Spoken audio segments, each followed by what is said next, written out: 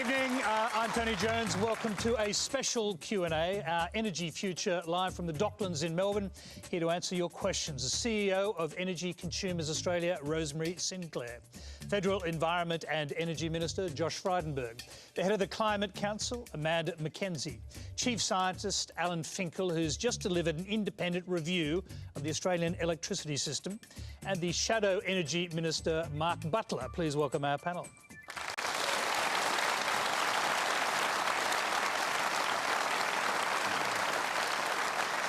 The Q&A is live on ABC TV and radio at 9:35 Eastern Standard Time. You can stream us live on iView, YouTube, Facebook and Twitter Periscope.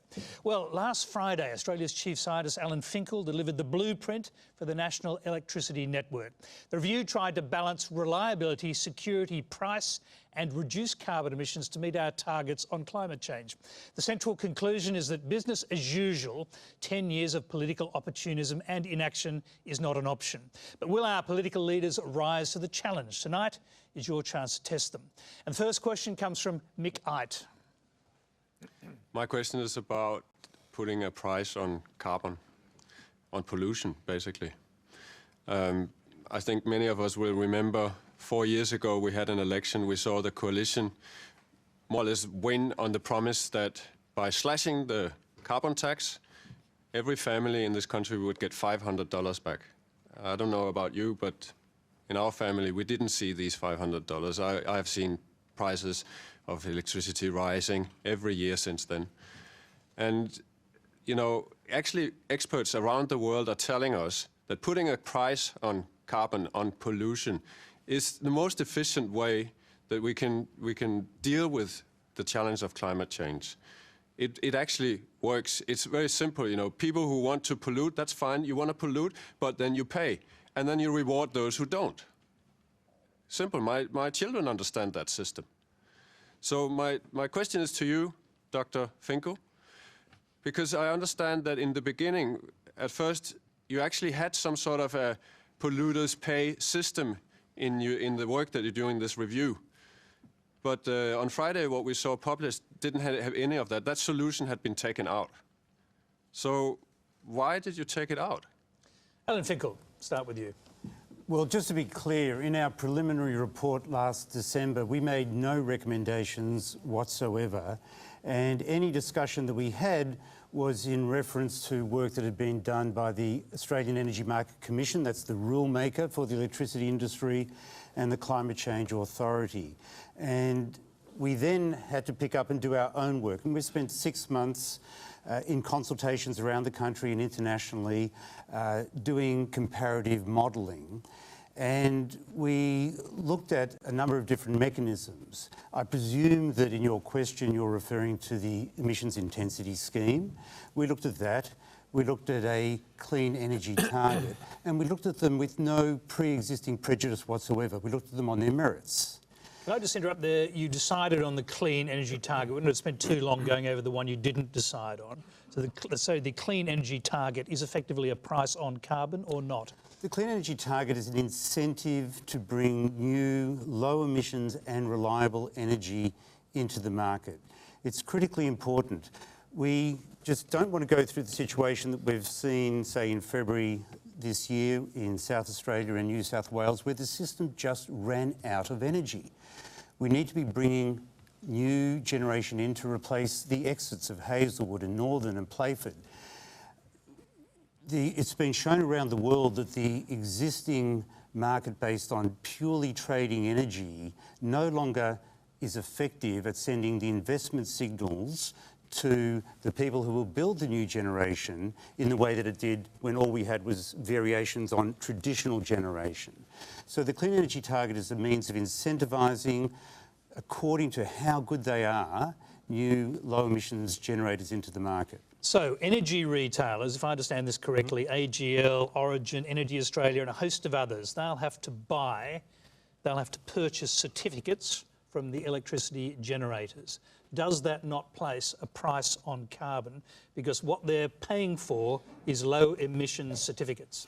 So you really need not to break up a mechanism and look at the details. You need to look at what the outcome is.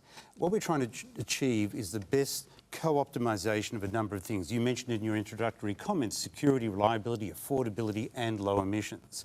What we have found is when we do comparisons within the same modelling rubric, that the clean energy target, which is a combination of certificates purchased by retailers and benefits to the new generators, delivers the lowest prices for residential consumers and for industrial consumers going forward.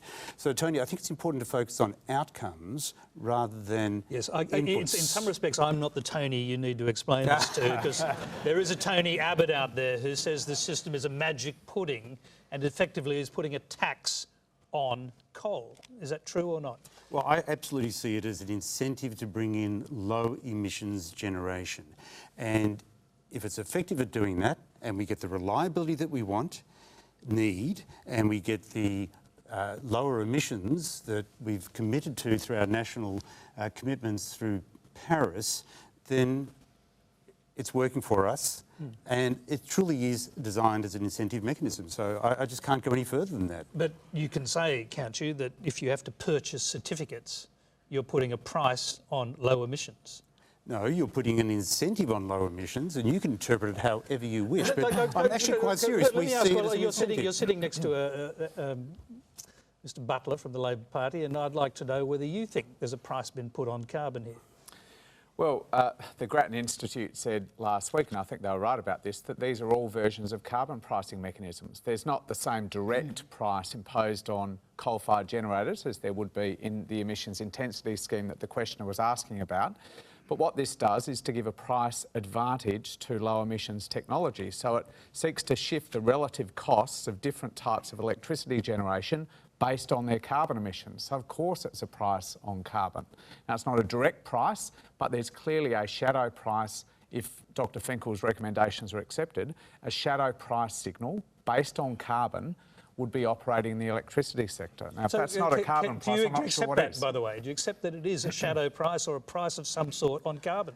Look, you know, is it very hard to say this? We live in a world of carrots and sticks. The EIS, the other mechanism that's been talked about, is a world of carrots and sticks, where high-emitting generators, brown coal and black coal, are actually penalised for their emissions.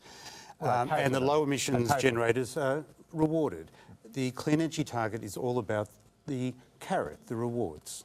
Okay, we'll go to another question, which is going to lead us to the politics of this. It's from Will Bennett.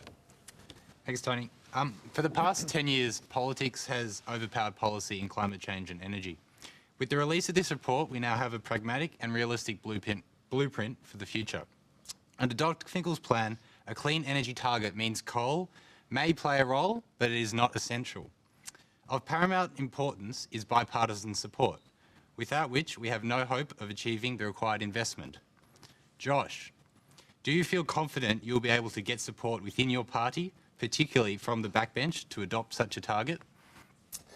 Well, thanks for your question, Will. I think my colleagues, and I've obviously spoken to a lot of them over recent days, understand that business as usual is not an option, and that the problem we need to solve for is a level of regulatory certainty which will incentivise or see new investment, because we've seen 9 coal-fired power stations close in Australia over the last 5 years, but we haven't seen sufficient generation coming into the mix. And I think what's so important about Dr. Finkel's report is that it does, through the clean energy target, provide a market signal to see further investment.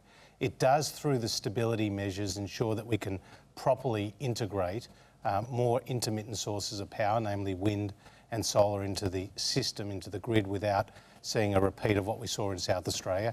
And it is also consistent with the Paris targets that we signed up to under Tony Abbott of a 26 to 28% reduction by 2030 on our 2005 Now, Josh, levels. since you've mentioned Tony Abbott, I mentioned him a moment ago. Is this scheme effectively a tax on coal? Because that's what your former leader says it is. No, it's not a tax on coal.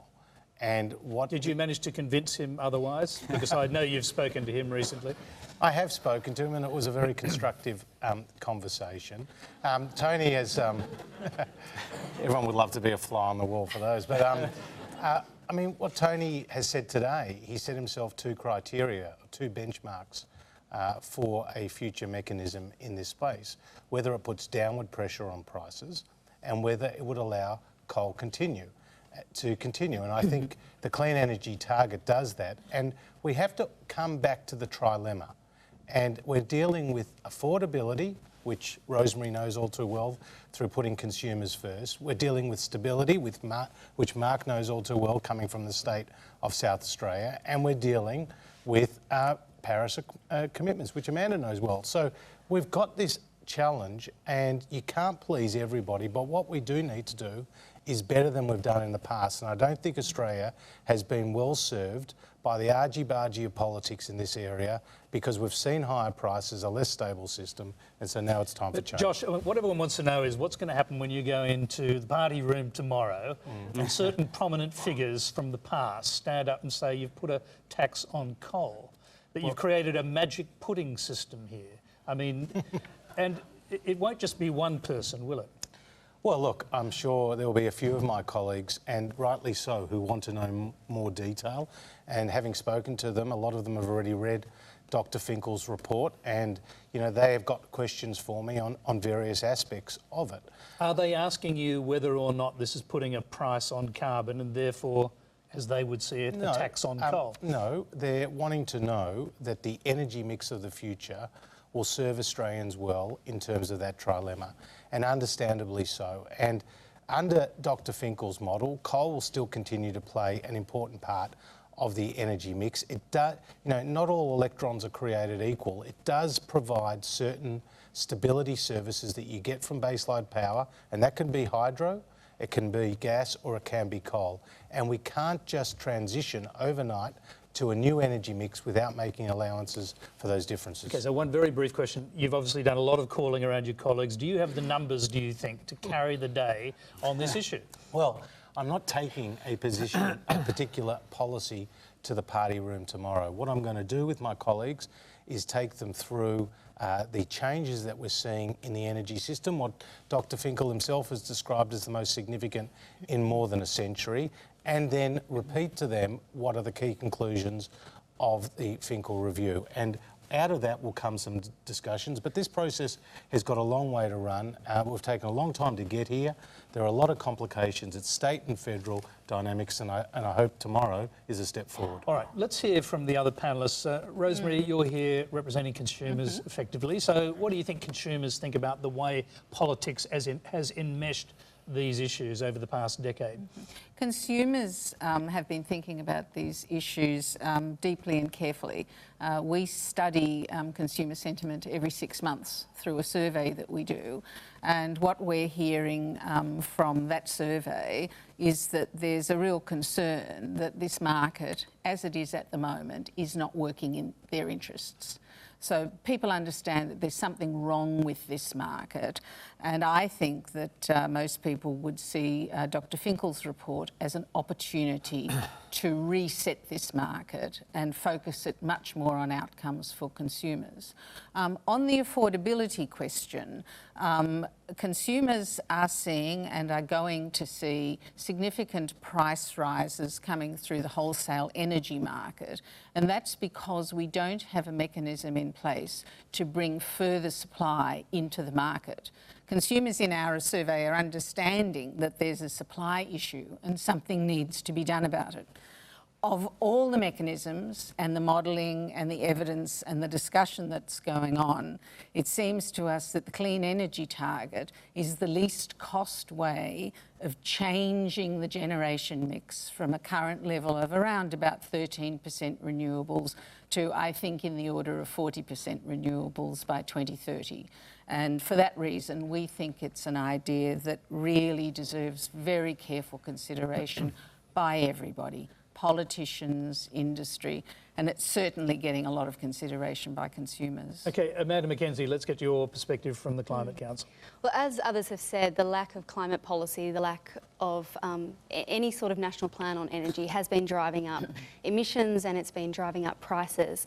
And this policy is a way forward through that. And whether it's an EIS, a CPRS, an RET, all of the different acronyms we've heard, the ultimate question we need to ask is this going to tackle the climate change crisis that we're facing? And we see that starkly when we look at the Great Barrier Reef, the mass bleaching that's occurred 2 years in a row, the worsening heat waves, hot days doubling in Australia in the last 50 years. And so looking at this report through that lens, it doesn't go far enough. And there's 3 reasons for that. The first is that it doesn't get emissions down as far as they need to go. The second is it should be doing far more on coal. We need to be retiring coal-fired generators. And this report envisages coal-fired generators being part of the mix till 2050, whereas we need to get to net zero emissions by then. And also, we need to get further on renewable energy is the third point. We can do better than 42% in renewables by 2030. It should be well over 50% if we're going to be tracking to the Paris commitments. Very briefly, do you back the blueprint as a kind of model where the targets can go up and down, it can be used to reach whatever political target is set by the government of the day? The critical element for us is whether the policy can be ratcheted up over time. So as Josh and his colleagues consider what the legislation would look like if they do in fact adopt the policy, what would be important for us is what is those emission restrictions and is there a ratcheting up mechanism over time? Okay, I'm just going to quickly go back to our questioner, Will Bennett. I know you originally asked a double-barrel question. You also wanted to know what the Labor Party was up to on this. Yeah, well, I just think that the key point is getting a policy in place first. And, you know, I'm wary of history repeating itself as what happened in 2009 with Rudd's ETS. And, you know, we'd be in a different situation now if that had gotten through. So I think the important thing is bipartisan support first, and then if Mark is fortunate enough to win government, then he can ratchet that up. But I think it's just getting something in place is more important. Let's go to Mark Butler. That's the plan. Is that the plan?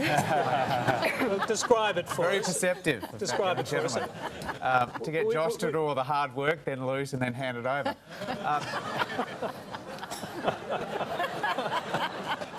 So you see this something like an emissions trading scheme that you can ratchet up when necessary? Well, we were asked by a coalition of business groups, some environment groups, ACOS, the ACTU, a couple of days ago to give Dr Finkel's report full and fair consideration, and that's what we've committed to do. So we're studying it carefully, we're going to engage carefully with stakeholders.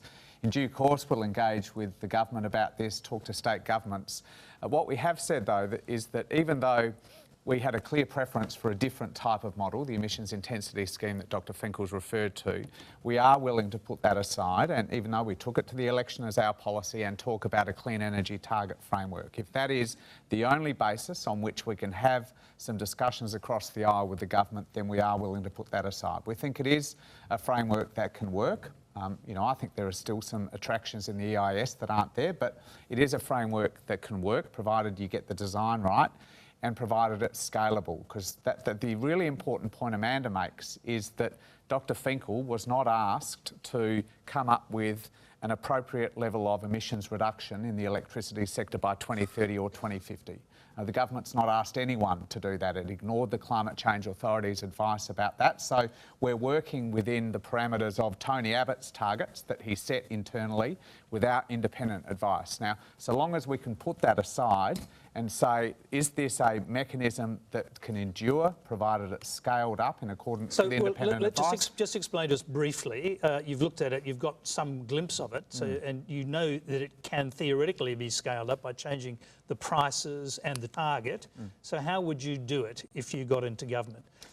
Well, we'd take some further advice about this. I mean, we've had the view going back several years from when we were in government that when it comes to emissions reduction targets and a whole lot of the policy mechanisms about implementing, it's important that government get objective expert advice about making sure that we're doing what is necessary to get the emissions down to keep global warming below 2 degrees, to make sure that we're compliant let's say we with understand Paris. that point. Yeah. How would you use the clean energy target to scale up? How would you do it? Well, we'd have to get advice about what the appropriate contribution by the electricity sector to the economy-wide emissions reduction task was. Now, Dr Finkel has assumed, as was his brief, that the electricity sector would do only its sort of mathematical share of the 28% reduction that is the government's policy. Whether that's really the right thing, given that electricity can drive changes in transport indirectly, changes in industry indirectly, I think is still an open question. But that's not the question we have before us. The question we have before us is whether the clean energy target and some of the other policies that Dr. Finkel has proposed are able to be discussed between the government and the opposition, finally to break this impasse that has really been with us for almost a decade now, that is holding back investment and driving up power bills for consumers that Rosemary represents, and for many businesses that employ hundreds and hundreds of thousands of workers. Okay, well, can I just ask the Chief Scientist, you designed this scheme. Did you design something that could be scaled up by future governments? So the answer is yes. I always urge caution, though, in going into something with the anticipation that you're going to change it straight away anyway. The community, all ends of the community, right from generation through to consumers, needs some predictability. So we haven't actually made a numeric recommendation to the government. What we've done is we've modelled the only sensible thing that we can model, and I think a very credible thing to be modelling, which is a trajectory. And it's a big change from where we've been at. Most people are thinking about a target, a 2030 target, and they think about the target in terms of renewables. We're trying to change that discussion from a target to a trajectory out to the future, because if you have a target, then you get there and you say, hey, what next? You might have locked in solutions that you don't want to have for the long term, so you have to have a long-term view. And the other thing is we're trying to shift the focus from renewable energy to emissions. So Amanda, you mentioned getting out of coal or getting into renewables. We've tried to actually elevate the discussion to the end point, which is the outcomes. If the right mix of existing coal and renewables gives you the emissions reduction trajectory that you want, and we're talking about atmospheric emissions here, not technologies, then that is the best outcome. So governments can choose the slope of that trajectory, and the clean emissions target will adjust itself to deliver the outcome that governments are looking for. Okay, Can I just yes, say, you can. Yes, briefly. Because we could reduce our emissions tomorrow by half if we outsourced all our manufacturing jobs to another country. And this is the key point, is that there's a transition underway, but it has to be carefully considered. Indeed, in the Finkel report, they actually issued a note of caution about how much you reduce your emissions in the electricity sector, because our industry is so cost sensitive or price sensitive on this issue. So Mark's team have a 45% emissions reduction target. We have a 26%. They've never modelled the impact of cost of their target on the economy, of the jobs, and you've got the unions, who normally would be the backbone of your party, issuing again their own concerns about why a higher emissions reduction target could cost thousands of jobs. We're going to come to these issues. We've got lots of other questions that we want to get to, and everyone will get a chance to get in on them. You can join this conversation on Twitter and on the Q&A Extra, on Facebook Live and ABC News Radio straight after this program. Our next question comes from Justine Lowe.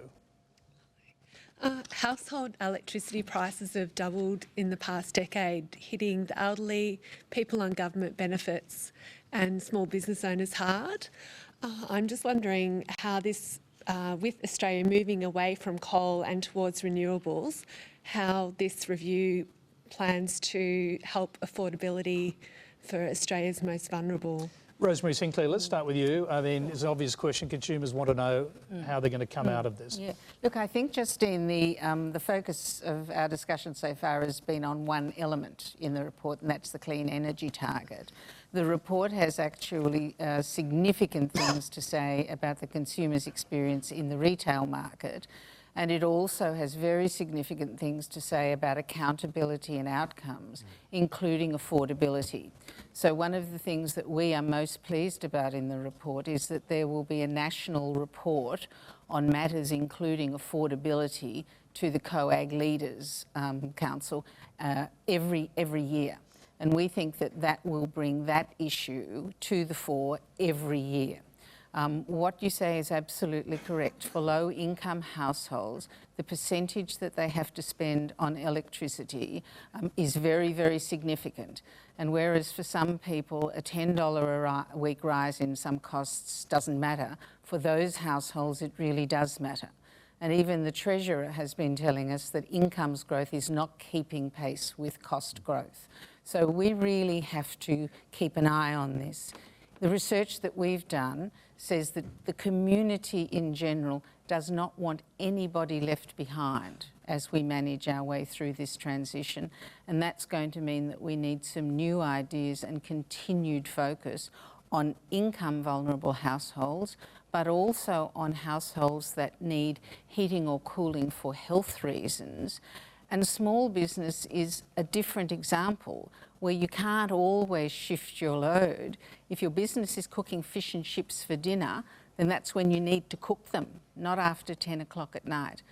I think what Dr. Finkel's suggesting in the consumer reward, consumer aspect of his report provides us with good opportunities to bring these things into sharper focus. Josh Frydenberg. Well, I think Rosemary makes a very important point about the way the retailers go about it, because one of the big retailers found that there were 26,000 of their vulnerable customers who were on the higher existing offers. So I think the retailers could do better at moving some of their vulnerable customers onto lower offers. A low-income household spends about 5 times as much as a proportion of their income than a higher income household on electricity. The reason why the prices have gone up substantially, recently it's the wholesale price, but historically it's been the networks, the poles and wires, and that you would have heard the term gold plating and the like. So what we are trying to do under Malcolm Turnbull is to rein in those costs of both the networks and the retailers, and I think that, together with some of our other initiatives around gases and providing more gas supply to the market, I think that could put downward pressure significantly on prices. Amanda. I think in a question like this, we need to ask, why did the problem exist in the first place? And Dr. Finkel noted this in the report. The 2 big reasons were that there was no climate policy, and so with that uncertainty, there was no more investment in energy, and also increasing gas prices, which is due to the linkage of our gas prices with international markets. So what is their solution then? Rosemary has said this, Josh has said this, we need more supply in the market. And what we know now, and Dr. Finkel notes this in his report, is that renewable energy is now the cheapest source of power. You just have to look to a new wind farm in Ballarat that came in at $50 a megawatt hour, which is half the cost of new coal-fired generation. So renewables wins hands down when it comes to on cost. What is going to be the best new source of generation? Now, Josh, part of the Finkel recommendations include programs for poorer people. They include options for subsidising rooftop solar power and battery storage for low-income households. Is that something that you're going to move towards? Oh, look, we'll consider in full the Finkel report. Yeah, but you know what the recommendations are. But that's a key recommendation. Absolutely. Is it one you back? Well, there's certainly merit in more storage for households, and we have now... But this is government subsidising low-income houses. Absolutely. For rooftop solar and batteries. Yeah, and you support that? Well, Tony, as you know... You were saying absolutely. No, I'm saying... He's warming you up for the party room. Tony, yeah, can I say, one thing I'm very careful of in this job... is pink bats. That's right. But what about rooftop solar? Exactly, and that wasn't our party's policy.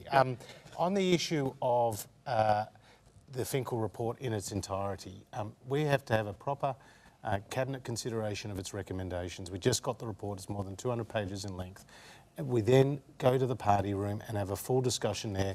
I would not want to preempt the views of my colleagues on any of those matters, but point out that Australia has the highest uptake of solar panels on people's roofs anywhere in the world on a per capita basis. But Josh, do you support the idea of more storage that low-income houses should be subsidised to have these assets? Well, I support helping low-income households in any which way we can, but as for the specific recommendations, that is something we have to take through. Rosemary, want to jump in there briefly? I'm happy to speak perhaps more directly and a little earlier on this particular topic, because it springs from Justine's comment earlier.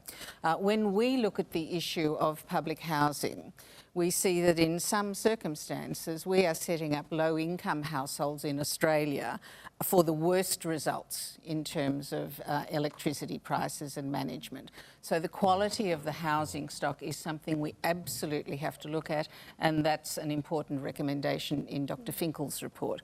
We also need to look at the efficiency of the appliances in these households, because again, we can be setting people up for failure by giving them cheap but inefficient appliances. What we've seen already, though, is considerable action by state governments looking at how to provide panels and batteries and efficient appliances to these households through a range of different mechanisms. We're seeing some early signs of industry coming in to support these initiatives. So we think that there's movement there. And having this recommendation in Dr. Finkel's report again brings it into sharp focus that we can't just leave people in poor quality housing with inefficient appliances and expect to get the good result that the community wants us to get. Okay, well, I'll quickly go to the side of the panel, and Alan, I'll start with you and then Mark. But they're important recommendations, I dare say, because you put them in prominently for what you should do for low-income households. They are indeed. If you look at our report, which focuses on 4 key outcomes, one of the 4, we referred to it not as affordability or low cost, we ended up referring to it as rewarding consumers. And there are so many elements to it. The very first is just lowering the prices. We can't promise a return to low prices of the past, but from our modelling and from the analysis that we've put into it, we feel we've got the recommendations that will lead to the lowest prices that one could expect going forward. But then there are many other things that have been discussed. I won't repeat them, but another one is what's called demand response. Consumers can manage their load, the time of day that they're using their load, and if it's done well, and they're assisted in doing that through automation software and deals from their retailers, that can reduce the burden on the distribution system at times of peak load. And that has a very significant long-term benefit because, as I think you mentioned, and it's been mentioned a few times, the poles and wires are actually the biggest component of a retail electricity bill, a residential electricity bill. And if by doing this demand management, we can reduce the need to, in future, build out the poles and wires, that's a benefit for everybody. So there are many different ways that consumers can be rewarded. When we do this demand management, it has to be for a financial benefit to the people who are participating, but then everybody wins. Okay, Mark Butler, on this question of subsidising low-income households to have solar and batteries, quite a big one, you'd have to say.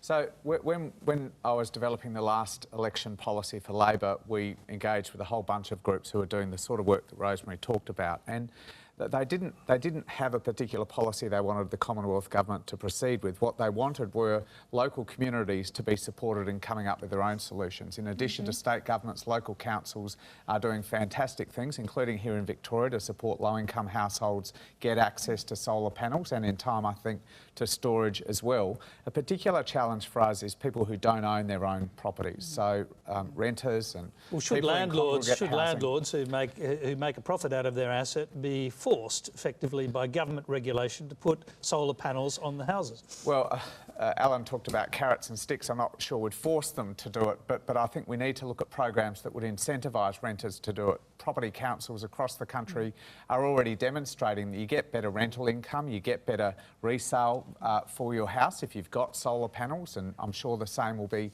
said when storage comes through, but we've just got to make it easier for property owners to do this. I think there's a great opportunity for state governments that have a whole lot of public housing to start to do this as well. Look, we'll look very carefully at this recommendation. There are already really good groups under the community power rubric doing this across Australia, and they should be encouraged to come up with their solutions. We've got a lot of questions to get to. Mitchell Dyer has a question for us about the South Australian situation. So South Australia's high reliance on renewable energy, a level that many on the panel have said they want to see the whole nation aspire to, has led to accusations around blackouts and around just unreliable power systems. So my question is, can wind energy or any other form of renewable energy actually create reliable baseload power without the use of battery or storage technologies? I'll start with Amanda. The whole point of how you manage a grid is that you should put a range of these technologies together. And Dr. Finkel outlines this in his report, that if you have variable wind and solar, we know that, the sun only shines during the day. Well, what do you back it up with? And there's batteries, there's solar thermal technology, biomass, pumped hydro, a whole range of solutions. And the idea is that you do it together. so far, the schemes that have been in place have incentivised mainly new generation technology, and it's critical that we incentivise new storage technology as well. Did South Australia get that wrong, by the way, in order to end up with blackouts because the wind Well, there were four and the storms? There were 4 independent reports into that blackout last year in South Australia that found that extreme weather, the storm blowing down power lines, was actually the cause of that blackout. So extreme weather is one of the key things we need to think about in preparing our energy Josh Frydenberg system. shaking his head there, so we'll let him come in. Well, I mean, Jay Weatherall went to the world and said, "I'm conducting a big experiment here," and that big experiment has led to 50% wind and solar in his state, and he didn't take any of the necessary precautions to ensure that there was the storage and what Alan details in his report, the frequency control and ancillary services and the inertia that you do need to stabilise the system. Now, Mark is from South Australia. He described 1.7 million people going into the black as a hiccup, but unfortunately, hundreds of millions of dollars was cost, and it was a huge problem. So I think... But Josh, we're rising above this tonight because we're looking at the solutions for the future, I think. And first of all, that question has his hand up, so I'll get back to him. Well, I just think a huge problem in this debate is that there's a lot of obfuscation and sort of not saying yes or no. So to summarise, you're saying that we need battery storage technology. Renewables cannot provide baseload power on their own. What I'm saying is that as you get more penetration of renewables, you'll need to bring on batteries. But the Finkel review outlines this, that actually there's no technological challenge to getting more renewables into the system. And the International Energy Agency says this too. It's echoed in reports around the world that you can have high penetration of renewables. But as you started the question with, powering the whole economy with renewables, that's when you would bring in these technologies as well. Okay, Alan, obviously you took lessons from the South Australian situation. What were they? And keep it brief because we've got another question to go to relating to this. Okay, so we did take lessons from there. We also took lessons from travelling overseas. Some countries like Denmark can get away with a lot of wind without storage because they're connected to countries all around them through massive interconnections, and they can call upon hydropower and nuclear and brown coal and black coal and biomass, a lot of resources that we just can't do.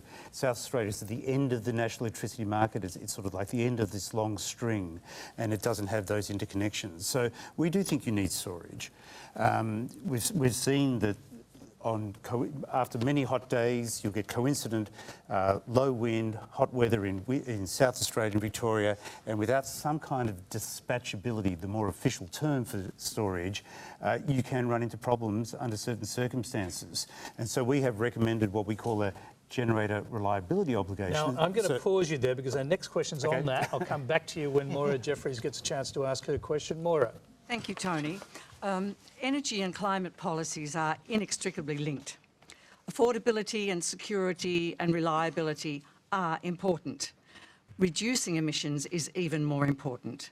And I'd like to know if Dr. Finkel sees any possibility that the generator reliability obligation will have a negative impact on renewable energy investment. Alan. I don't. I think that credibility is important as well. And I'm not sure about your judgment on what's the most important.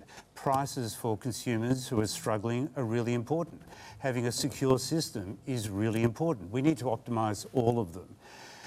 What we've determined is that as new generation comes in, depending on which state you're in, there is a greater or lesser requirement for some dispatchable capability to go with that. So can I just, on this point, your report recommends that by mid next year, the Australian energy market operators should be given a last resort power.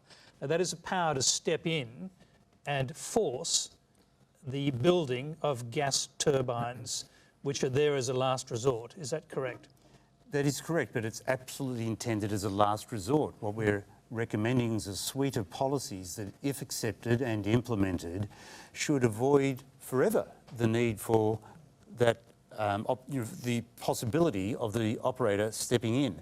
But if you don't have that possibility for the operator to step in and things haven't worked out for whatever reason, then you've just got a system that's not working. That's not good either. So can I just hypothetically, the South Australian situation, if you looked at that in the current environment, you'd say not good enough, last resort, step in and build a gas-fired turbine that would be there if there was a blackout?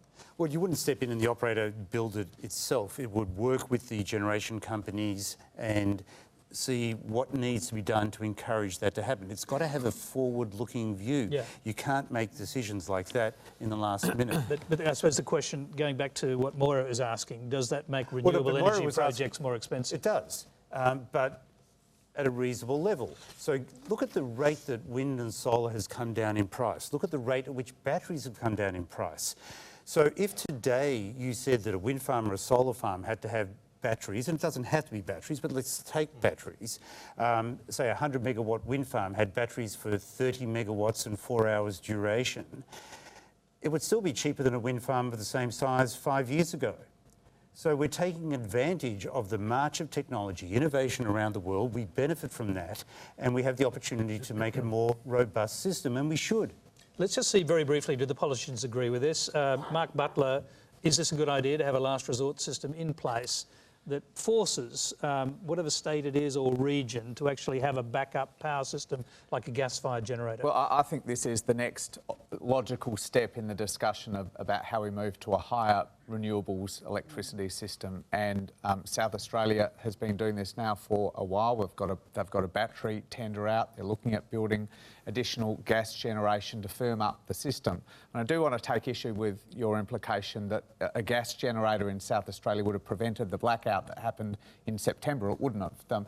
Voltage collapsed because 23 massive steel transmission towers were torn down in a huge storm. These things cause gas, coal and wind to trip. Okay.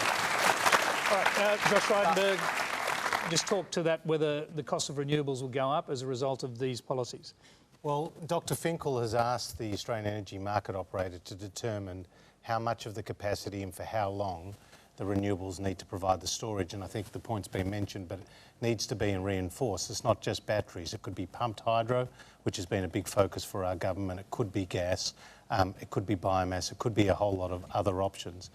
Wind only produces power about 35% of the time, and solar about 25% of the time. So you do need the storage to ensure that the grid remains stable and that the renewables can be integrated.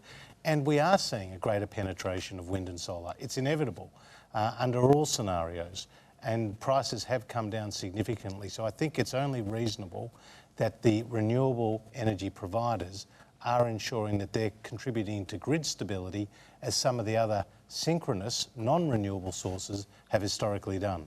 Okay, remember, if you hear any doubtful claims on Q&A tonight, send a tweet using the hashtags FactCheck and Quanta. Keep an eye on our Twitter account, RMIT ABC FactCheck, and the Conversation website for the results. The next question comes from Zoe Gerardson. An article in The Australian last week claimed that AGL stood to lose the most economically from a clean energy target due to their large stakes in brown coal in Victoria and black coal in New South Wales. However, just a few months ago, the company introduced a policy to be out of coal by 2050, starting in just 5 years' time. If the country's largest electricity generator can recognise that coal is not the way of the future, despite any perceived negative economic impact, why is it so hard for the government's Conservative wing to do the same? Amanda, I'll start with you, actually. Tempting to go to Josh, but I'll start with you. A challenge we've had in this debate and why it's continued on for 10 years, well, more than 10 years, is that it's been a classic battle between the community and vested interests. And vested interests are continually delayed. It's like the tobacco industry that went before. The fossil fuel industry has consistently thrown doubt on the issue, etc. And we've had a slow, grinding process to get to where we are now. So it's disappointing that we are where we are, but we have to just step forward from here. Josh. Well, no two countries are the same. The United States gets more than 20% of its power from nuclear sources. France more than 70%. The UK also has that nuclear capacity. We in Australia have traditionally relied on coal. Now, the percentage of its role within the overall energy mix has been coming down, and it will continue to play a critical role. And I think it's ignorant to think that synchronous generation made up of coal and gas should be phased out of our electricity system overnight. It's absolutely critical to the reliability of the system and indeed to the cost of the system. No one's saying that, Josh. But Amanda, no one's saying it should be overnight. But Everyone's saying it should be a transition. And can I just say that's where Dr Finkel has played an absolutely vital role, because he has shown in an independent way with an expert panel, right, that you can ensure a transition over time to meet that trilemma with coal continuing to play an important role. And we should be careful to focus on inputs as opposed to the outputs, and why we have a different position to the other side of politics is we want to adopt a technology neutral way. The clean energy target is looking to do that. And if you've got coal with carbon capture and storage, you can reduce emissions by 90%. Now, why shouldn't that be incentivised if it's reducing emissions simply because it's coal with new technology? Okay, I'll come to Alan Finkel in a minute. Let's obviously hear from the other side of the political equation. Well, we'll see how Josh's party room meeting goes tomorrow, but I'm not sure the Liberal Party is taking a technology-neutral approach to this. The Deputy Prime Minister, Barnaby Joyce, said that he was all for a clean energy target, provided it pulls through new coal-fired power. The idea that clean energy can be rigged definitionally to include new coal, I just think makes a nonsense of the whole process. Alan Finkel's report points out that the national electricity market used 76% or got 76% of its electricity from coal last full year. I mean, the last thing we need is more coal. If we're going to have any hope of decarbonising our electricity sector, we need to start reducing our reliance on coal, yet Josh has to deal with the party room where people as senior as the Deputy Prime Minister say this clean energy target's fine, provided it allows us to build more coal. Okay, I'm going to jump in. I will come to you. We've got a question on this subject. I'll go to Max Watson. So the International Environmental Agency and the International Panel for Climate Change have both recognised that carbon capture and storage, along with renewables and other measures, are all essential technologies if we want to meet our Paris COP21 targets. I was fairly pleased to see that the government intends to change the Clean Energy Finance Corporations Act to include CCS to allow this to be a technology agnostic approach. So my question is, will Labor support these measures? Okay, starting with you. So if clean coal is clean, isn't it the same clean as any other form of energy? Well, from a carbon point of view, intellectually, if you can capture all of the carbon emissions and pump it somewhere and it stays there, that's all good. Well, that's what he's talking about, carbon capture and storage. I know exactly what he's talking about. Our government put an extraordinary amount of money into research and development into this technology, and all of the remaining funds, some $490 million of remaining funds to drive R&D projects, were cut in Tony Abbott's first budget. The coal industry walked away from research and development and now uses the Coal 21 fund, which it levied from coal companies for R&D into carbon capture and storage. It uses it for advertising. So, Mark, if you like this idea, just to go back to the question, are you happy for the Clean Energy Finance Corporation to continue the good work that you've already done? If Josh and his government were serious about CCS, they'd put back in the research and development money that they took out of the question was specifically whether you would support using the CEFC. The CEFC is not about research and development. The CEFC is about technologies that are commercially deployable. It loans money to a project, and that money has to be paid back at a bond rate plus 3 or 4%. So 6 or 7%. Well, let's just go. There is no project. Our questioner works in the industry. This is the most hollow, cynical gesture by Josh's government. In the spirit of bipartisanship, I say that. The most hollow and cynical gesture. If they were serious to coal community, they'd put the money back. Right. Can I just go back to our question? I know you work in the industry. You said that when you submitted the question. So, I mean, what do you think? Is it possible? It's certainly a possible technology. It's being demonstrated in various places around the world. The Gorgon project in Western Australia is about to commence carbon capture and storage on natural gas. Now, carbon capture and storage is important, yes, for cleaning up coal. It's also important on gas. It's also important in biofuels and biomass. It's also important for building your wind turbines, for capturing the CO2 generated from the generation of steel, from cement, etc. CCS is essential technology. There's a point where you're entering the panel here, so I'm just going to be careful. It's obviously good to get a good informed comment from, and I'll take that as a comment, from one of the questioners. Now, Alan, are you genuinely technology neutral? Does it matter if it's coal or wind or solar, as far as you're concerned? I think I'm the only genuinely technology neutral person in the room, perhaps. Well, except when it comes to nuclear, because you ruled that out. No, we didn't. We actually have a discussion about nuclear, and we just point out that unless there's a policy change at the government level, it's not going to have a role, but we're not ruling it out at all. Right. But I'm surrounded by people who hate coal. I'm surrounded by people who love coal. All I care about is lowering prices and lowering emissions. And we've got to do that the most effective way possible. We don't have magic solutions like hot rock geothermal. We don't have nuclear. We do have coal, we do have gas, we have hydro that we're not going to expand. We need to manage and use the resources that we have with the goal of lowering emissions. It just shouldn't matter what the technology is, we should use what's there. As long as the technology is effective. If coal with CCS becomes economically viable, and it's on a downward price curve at the moment, but it's still high, but it's coming in the right direction. If it becomes economically viable, then why not? Amanda, why not? We've got a limited amount of resources to be putting into these things. So I see CCS as a bit like you've got a fax machine and you want it to work on the internet, rather than saying, I'll get a smartphone. And I think that we're the sunniest country in the world, we're one of the windiest. If we can do it anywhere, we can probably do it here.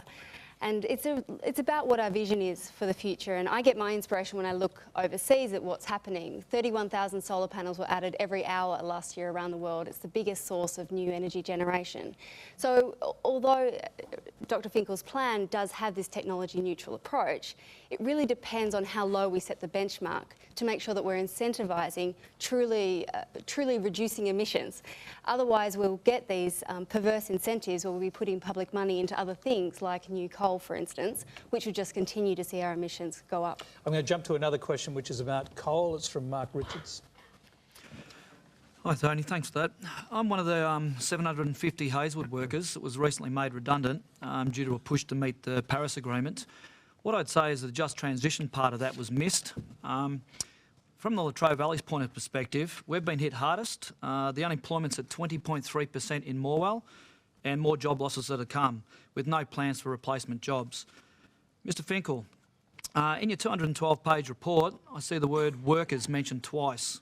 So why doesn't your review consider our Latrobe Valley community or have any measures around an alternative future for any coal-powered regions in Australia that will be hit hard by any form of emissions target? Alan.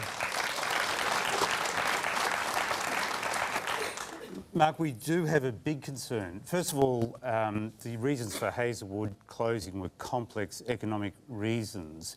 But one of the most significant recommendations in our review, in our report, is for a 3-year notice of closure. Hazelwood was inevitably going to close. It was old. People thought it was going to close in 2022. The owners of that brought it forward and gave 5 months' notice. It's not possible for a community to respond and retrain or do what it can do with government support and community support when you only get 5 months' notice. So one of our most significant recommendations is that closures of large generators that are going to have impact have to give 3 years' notice of closure. And we would like to see that to be a recommendation with teeth, where the legislation actually makes the penalties for not following through on that closure properly quite severe. So I'll go back to our questioner. He's got his hand up. I think you've missed the question. The question was, what's going to be done about a fair and just transition for workers? There's nothing addressed in your document at all. I mean, that is a local and state and federal government responsibility. We're trying to provide the warning, the 3-year notice, so that local, state and federal governments can manage that transition more effectively. So, Alan, they got, was it 11 months' notice? I can't remember exactly how much. 5 months? A very short notice. Very short.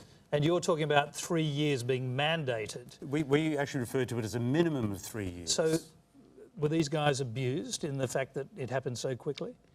Well, I think it's very unfortunate when it happens so quickly. It certainly struck us as something that is bad for 2 reasons. Bad because of the community impact, and bad because you're missing out on the opportunity to signal to the investor community that there's a need to build more generation to fill the gap. Tony, this is the human face of the transition that is underway, right? And people who pursue energy policy and climate policy without understanding the practical impacts it is having out in the communities where people are losing their jobs is naive. And whether it's the pensioner who goes to bed at 6 o'clock at night because they can't afford to stay up late because of they can't afford the heating in their house, or whether it's the manufacturer who's going to have to send their business offshore because their energy bill has doubled in the last 24 months. That is what's happening out there.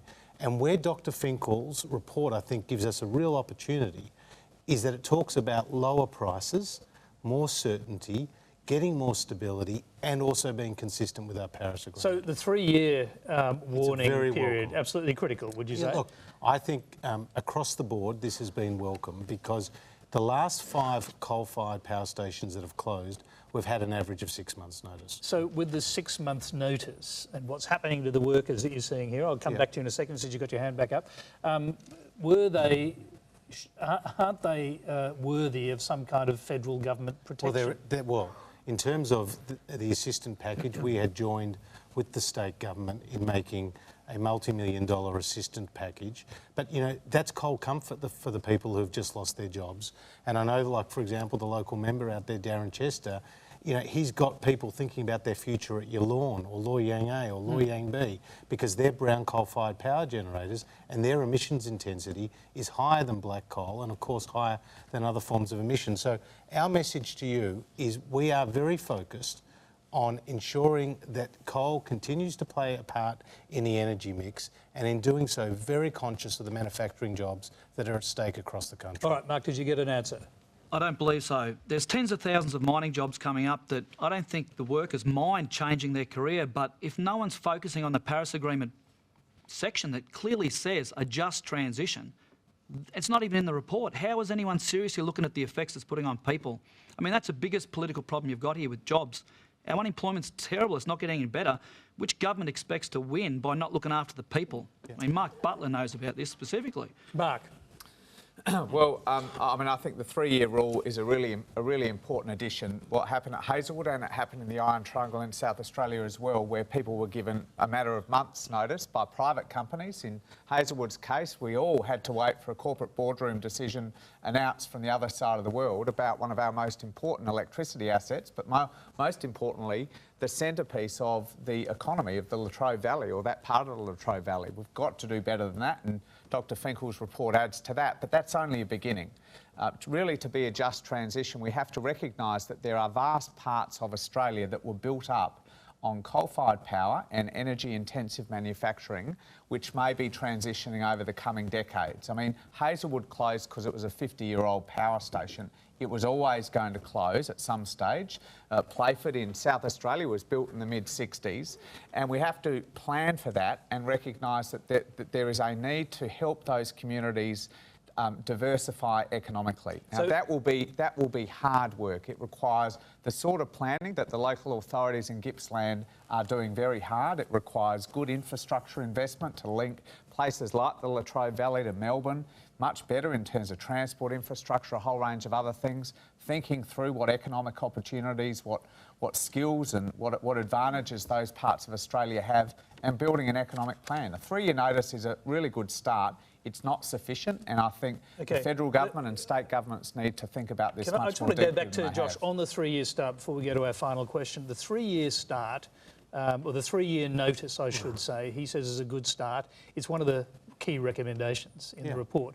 Why not just bring that forward so that all of those workers that you said are now facing the loss of their jobs will actually have the protection of the federal government saying you have to do a 3-year notice? Well, the Prime Minister was asked about the Finkel report and these individual mechanisms at the COAG meeting, and he said it had a lot to commend itself. So we will go through our proper processes. But you could do that pretty quickly, couldn't you? Look, you could take out that one thing if you're really concerned about those people's jobs. Couldn't you take out that one aspect and make that policy straight away? And you could say that about the battery storage aspects, you could say that about this, you could say that about the consumer support. No, but those ones aren't about jobs that are on the line now. You just made the point yourself. Yeah, and you're right that this is absolutely critical, and it's important to point out that Dr. Finkel's 3-year rule applies not just to coal, but also to large-scale generators, be they gas or hydro, because the impact of pulling it out of the system with such short notice is very problematic. So you'd like to bring it forward? Well,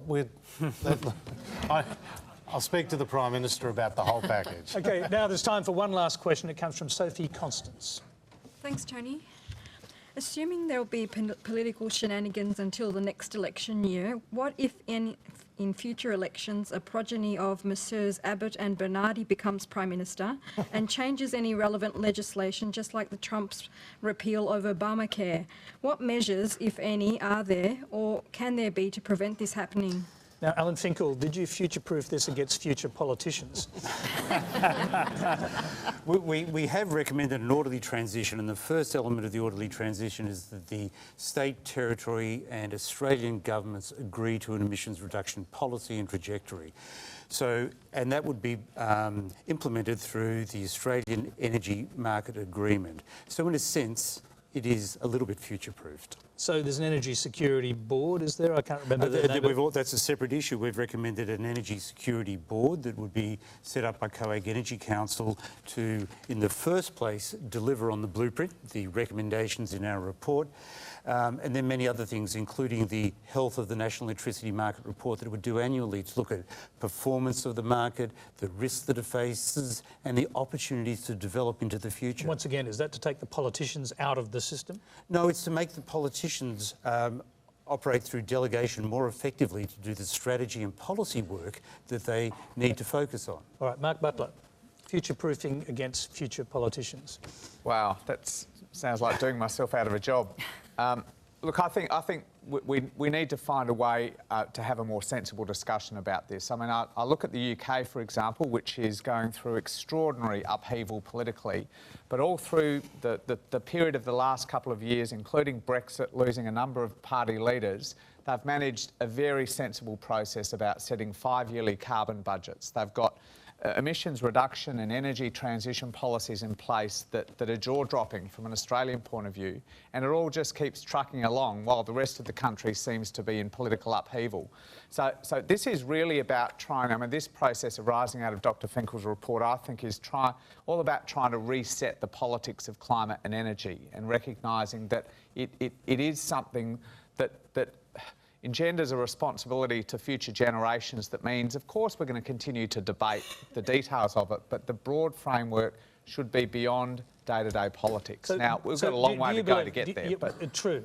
Do you believe that apart from some of the skirmishes we've seen tonight, that the climate wars, political climate wars, Bill Shorten talks about, are over? Oh, not yet. Okay. Well, no, I just want to be honest about that. We've received a report 72 hours ago. There are still some significant disagreements between the two major parties. There are still some very significant disagreements within Josh's party, I think, about this. There is a long way to go yet. Right, we shouldn't pretend that we'll come back to that in a minute. A difficult process. Amanda. Sophie, you mentioned Donald Trump, and it's been interesting to see the internal US response to Donald Trump. 250 mayors have come out and said they'll back the Paris Agreement. We've seen the Governor of California forging Californian ties with China on clean energy. In Australia, we've already seen state governments stepping up on renewables, and local leaders are really leading the way. So whether it's in the United States or here, Cory Bernardi can't beat the economics on this. Renewable energy is now cheaper than new fossil fuels. So we're seeing this wave of change. Regardless of climate change or not, the economics is moving in the direction of renewable energy. Rosemary? Yes, I think our questioner makes a fundamentally important point, and that is that the community wants this matter settled. We want to be able to rebuild confidence in this market. We want long-term policy settings, and we want costs brought under control and reliability and security stabilised so that we don't have to worry about these things anymore. So, time for you, Josh.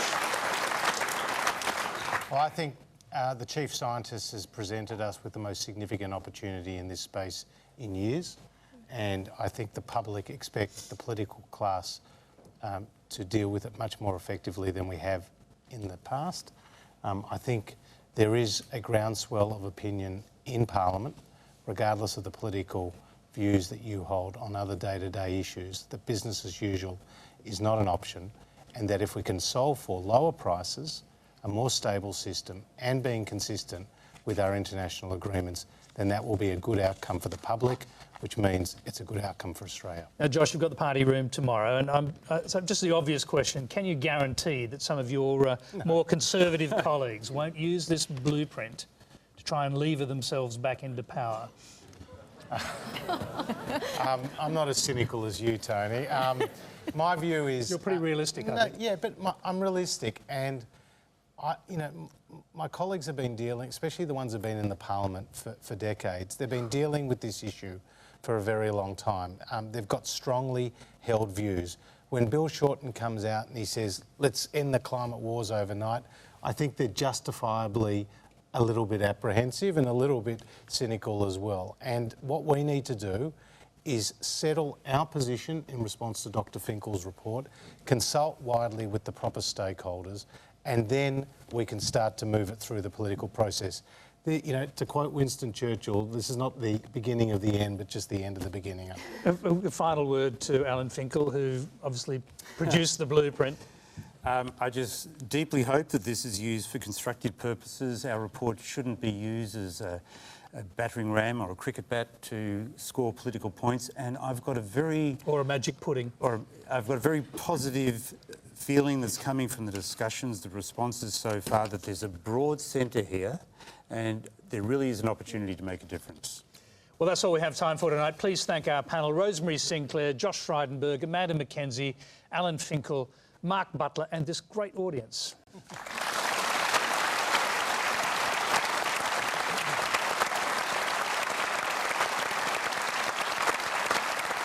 Thank you. Now, remember, you can continue this discussion on Q&A Extra with Tracy Holmes and Professor Ian McGill of the Centre for Energy and Environmental Markets. They're taking comments on ABC News Radio now and Facebook Live. That's as soon as we've finished anyway. Next week, I'll be taking a break. Jeremy Fernandez will be in the Q&A chair with the renowned primatologist Jane Goodall, whose work with chimpanzees revolutionised our understanding of the human species. Australian thinker Rachel Botsman, who's worried about the collapse of trust. The Centre for Independent Studies Research Fellow Peter Curti, Victorian Liberal Senator James Patterson, and Labor frontbencher Linda Burney. I'll be back in a few weeks' time. Until then, good night.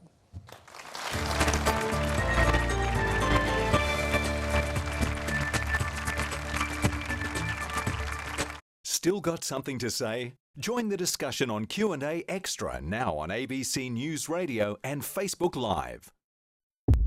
The change is coming. I can feel it. I am that change. Clever Man returns June 29 and watch all of Season 1 now on iView. Everyone has shadows. The trick is to outrun them.